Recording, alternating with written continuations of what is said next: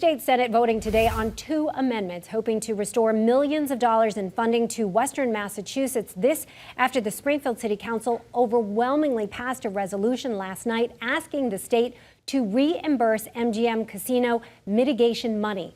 Western Mass News reporter Addie Patterson joins us live outside MGM Springfield with the latest details on today's vote. Addie. Susan, both amendments were rejected by the Senate earlier today.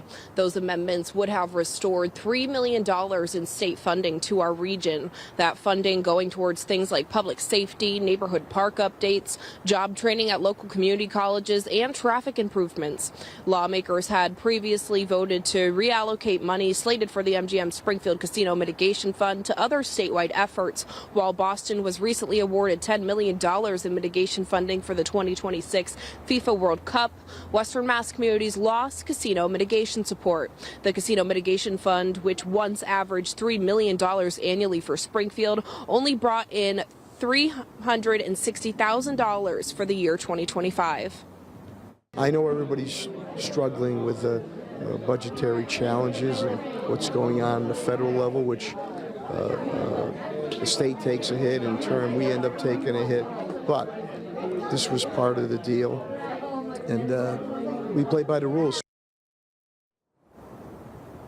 Springfield Mayor Dominic Sarno telling Western Mass News casino mitigation funding is vital for not only Springfield, but for many communities in Western Mass. He says his office will continue to fight to bring those funds back. And coming up here later tonight on Western Mass News at 10 and 11, we'll have more from local city leaders on what this loss of funding means for the community. For now, reporting live in Springfield, Addie Patterson, Western Mass News.